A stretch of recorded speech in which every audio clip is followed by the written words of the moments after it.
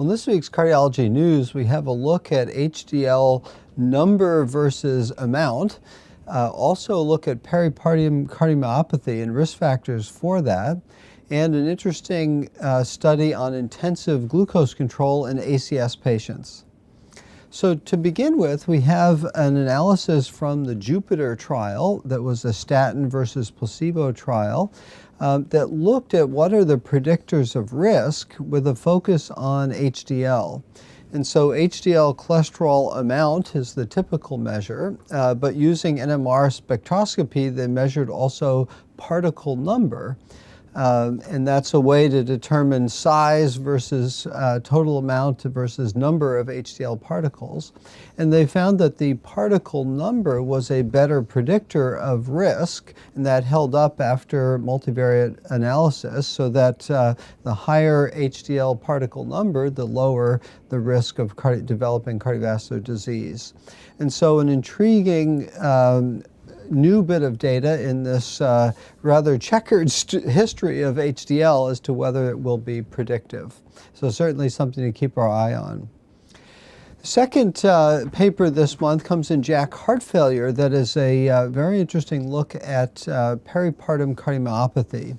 Now, this was a review of 4 million records, of which 535 patients were identified as having peripartum cardiomyopathy. So that's about just over 1 in 10,000 births that women had cardiomyopathy.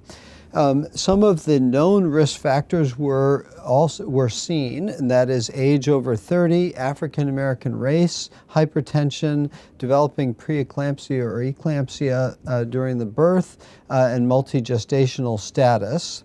Also, they saw a history of asthma and anemia were risk factors, and substance abuse and autoimmune disease were also risk factors for cardiomyopathy in the peripartum setting.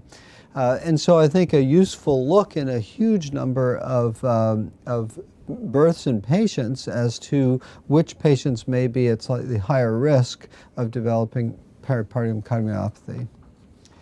And finally, the top pick this week is a randomized trial of intensive glucose control versus standard glycemic control in patients with acute coronary syndromes who present with hyperglycemia. This was a single-center study, randomized trial of about 300 patients.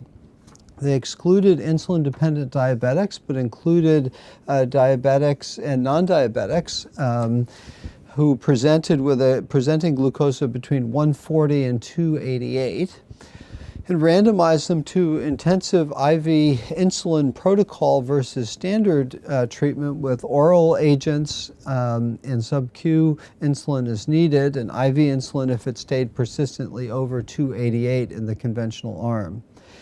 And what was seen was better glycemic control, not surprisingly, with the IV insulin, but there was no difference in the primary endpoint of infarct size evolving from that acute coronary syndrome measured with troponin or CK-MB or by scintigraphy.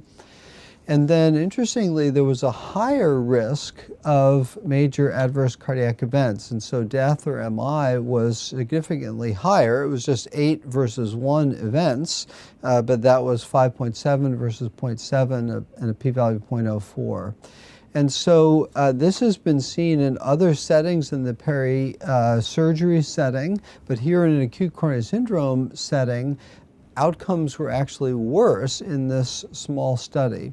And so this reaffirms the shift in the guidelines away from intensive control and aiming for moderate control of glycemia in the ACS setting. So for this week's Cardiology News on CardioSource, I'm Chris Cannon.